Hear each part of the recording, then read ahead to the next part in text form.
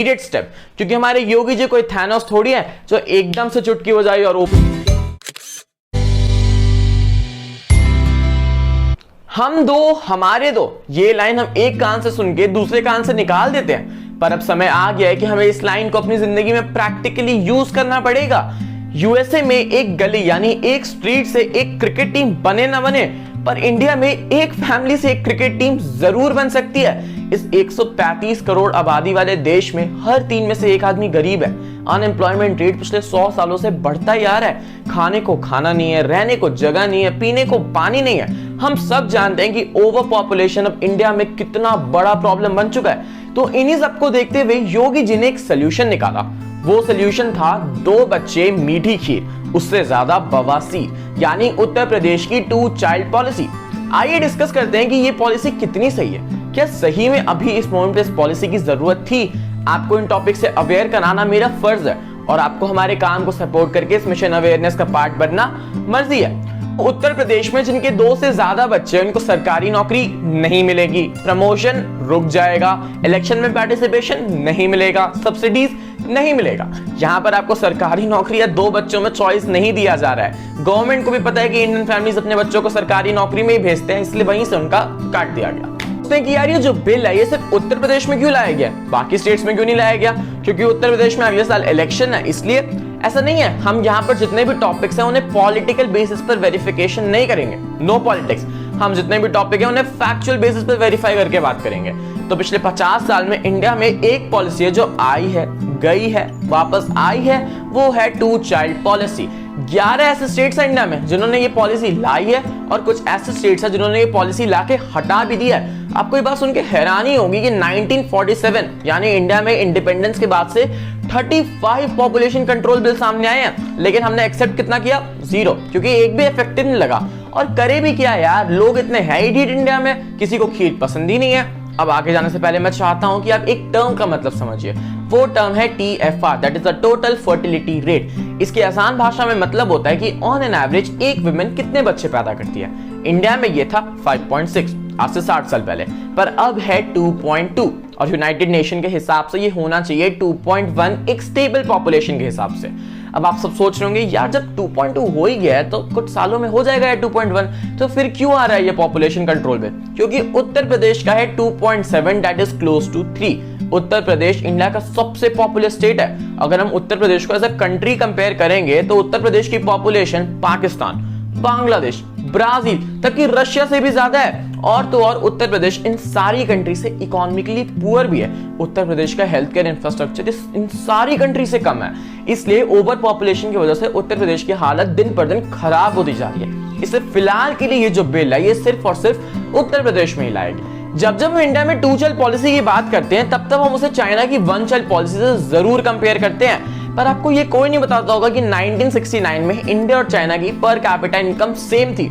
पर अब देखिए चाइना कहाँ है, इंडिया कहाँ है। क्या मैं कह रहा हूँ कि इसका रीजन 1 चाइल्ड पॉलिसी था? नहीं, मेरे हिसाब से 1 चाइल्ड पॉलिसी फेलियर थी, क्योंकि उसके 3 मेन रीजन थे और सब यही 3 मेन रीजन बोलते हैं। पहला रीजन था कि ओल्ड एज पॉपुलेशन बहुत ज्यादा बढ़ गई। दूसरा रीजन था कि सेक्स रेशियो बहुत कम हो गया, मतलब लड़कों की पॉपुलेशन लड़कियों से बहुत ज्यादा हो गई थी। वहां पे ना दहेज प्रथा उल्टी हो गई थी, लड़कों वालों को पैसे देने पड़ रहे थे लड़कियों को कि आओ हमारे बेटों से शादी करो।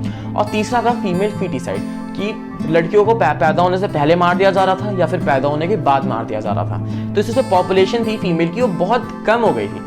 पर इंडिया में ये सारी चीजें नहीं होंगी क्योंकि इंडिया में 2 चाइल्ड पॉलिसी है। अगर हम सेक्स रेशियो की बात करें तो चाइना की जो मेंटालिटी है वो जेंडर बायस्ड है, मतलब इंडिया जैसी। वहां पे भी लोगों का मानना है कि उनका पहला बच्चा एक मेल चाइल्ड हो, पर वहां के 1 चाइल्ड पॉलिसी ने उनके सिस्टम को बहुत रिजिड बना दिया था। तो अगर उनकी पहली लड़की होती थी पैदा तो वो उन्हें मार देते थे। पर इंडिया में इसके चांसेस 50 टाइम से कम हो जाते हैं, क्योंकि सिंपल है यार, इंडिया में 2 चाइल्ड पॉलिसी है। अगर पहली लड़की हुई भी तो फैमिलीज वेट करेंगी कि क्या पता दूसरा लड़का हो जाए। अब दूसरा दिया जाता है पॉपुलेशन इम्बैलेंस की, जो फीमेल पॉपुलेशन थी वो बहुत कम हो गई। मैं आपसे एक सिंपल ऑब्जर्वेशन की बात करता हूं, आपने कितने घरों में देखा है कि 2 लड़कों के बाद 1 लड़की हो, मतलब एक छोटी बहन हो? Very rare. लेकिन आपने कितने घरों में ये नहीं देखा है कि 2 बहनों के बाद एक छोटा भाई हो? Again very rare.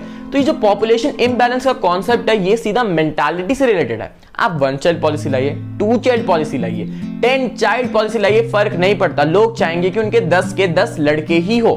अब जब हम चाइना की वन चाइल्ड पॉलिसी से कंपेयर करते हैं तो हम 4-2-1 वाली थ्योरी देते हैं। 4-2-1 वाली थ्योरी होती है कि एक बच्चे पे 6 लोगों की रिस्पॉन्सिबिलिटी आ जाती है, दैट इज दादा दादी नाना नानी पापा मम्मी। तो यार इंडिया में तो 2 चाइल्ड पॉलिसी आ रही है ना, तो सिंपल 3-3 लोगों की रिस्पॉन्सिबिलिटी आएगी, सिंपल मैथ्स है। पर बात रिस्पॉन्सिबिलिटी की है ही नहीं। अगर बात रिस्पॉन्सिबिलिटी की होती तो आप मेरे को बताइए कि इंडिया में इतने सारे ओल्ड एज होम क्यों होते हैं? जिन माँ बाप के 10-10 बच्चे हैं ना, वो भी ओल्ड एज होम में है। और जहां तक बात है ओल्ड एज पॉपुलेशन बढ़ने की, तो इंडिया में ये जो 2 चाइल्ड पॉलिसी है बस एक स्टेट में आ रही है, चाइना की तरह पूरे कंट्री में नहीं ला जा रही है। तो एक स्टेट में आने की वजह से ओल्ड एज पॉपुलेशन पे मेरे को नहीं लगता उतना इफेक्ट पड़ेगा। इंडिया में ना सालों से एक ट्रेंड चला आ रहा है कि अगर हम कोई भी लॉ या कोई भी पॉलिसी लाते हैं तो हम उसे रिलीजन एस्पेक्ट से जरूर कंपेयर करते हैं। कुछ लोग का कहना है कि 2 चाइल्ड पॉलिसी को इसलिए लाया गया है ताकि उत्तर प्रदेश में जो मुस्लिम पॉपुलेशन है उनको कम कर दिया जाए, उनकी माइनॉरिटी कर दी जाए। पर मेरे को एक चीज बताइए, क्या ये लॉ एक इंसान के लिए लाया जाता है या सबके लिए लाया जाता है? किसी इंडिविजुअल पे थोड़ी ना 2 चाइल्ड पॉलिसी वाला लॉ। हिंदू भी 2 ही बच्चे करेंगे भाई, मुस्लिम भी 2 ही बच्चे करेंगे। और तो और अगर आपको लगता है कि एक रिलीजन रिस्पॉन्सिबल है ओवर पॉपुलेशन या इंक्रीज इन पॉपुलेशन के लिए, तो आप गलत है। मानता हूं मैं कि कुछ रिलीजन का फर्टिलिटी रेट ज्यादा होता है उनके कल्चरल बैकग्राउंड की वजह से, पर जैसे जैसे हम हेल्थ केयर, एजुकेशन और इकोनॉमिक डेवलपमेंट करते हैं वैसे वैसे फर्टिलिटी रेट गिरता है। एक रिलीजन के पास खुद ही पावर है कि वो अपनी कम्युनिटी का एवरेज फर्टिलिटी रेट कम कर सके, और ऐसा हुआ भी है। अब मैं आपको एक ब्रेकडाउन दिखाता हूं। 1992 से लेके 2016 तक हर रिलीजन का फर्टिलिटी रेट अराउंड 2.5 आ चुका है। और तो और आप ये हिंदू मुस्लिम का फर्टिलिटी रेट देखिए स्टेट वाइज। केरला जैसे स्टेट में जो कि हाईली एजुकेटेड है, वहां पे फर्टिलिटी रेट बहुत कम है। लेकिन भाई बिहार और उत्तर प्रदेश जैसे स्टेट में जहां पे हेल्थ केयर उतना अच्छा नहीं है, इकोनॉमिक डेवलपमेंट नहीं है, वहां पर फर्टिलिटी रेट अगेन बहुत ज्यादा है।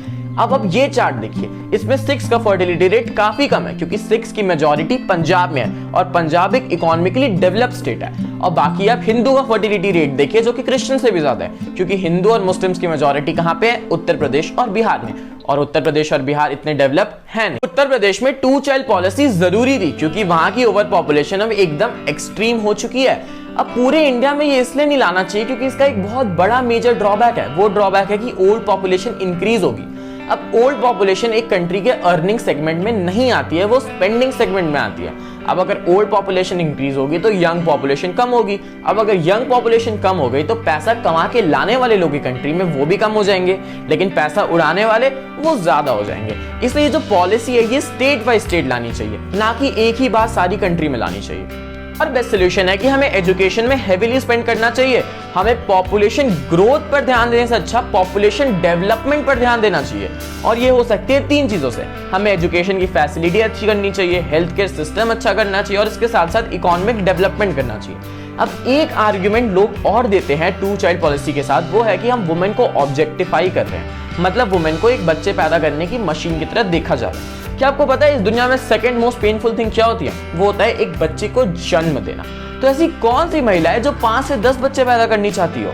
एक सर्वे के हिसाब से ऑन एन एवरेज एक फीमेल को 2.3 किड्स की जरूरत ही होती है। मेरा एक सजेशन और रहेगा कि हमें मेल पॉपुलेशन पर भी रोक लगानी चाहिए, क्योंकि जितने भी पॉपुलेशन कंट्रोल बिल आते हैं वो फीमेल पर रोक लगाते हैं कि लड़कियां सिर्फ 2 बच्चे कर सकती हैं, लेकिन एक मेल एक लड़की से शादी करके उससे 2 बच्चे कर सकता है, दूसरी लड़की से शादी करके उससे 2 बच्चे कर सकता है। तो जब जब ये बिल आता है तब तक मेल पॉपुलेशन पर ये रोक होनी चाहिए कि वहां पर वो लाइफ टाइम में सिर्फ और सिर्फ 2 बच्चे कर सकते हैं बाय एनी मींस। नहीं बोलूंगा कि 2 child policy was a spectacular step because it was a needed step, क्योंकि हमारे योगी जी कोई थैनोस थोड़ी है जो एकदम से चुटकी बजाई और ओवर पॉपुलेशन सब खत्म।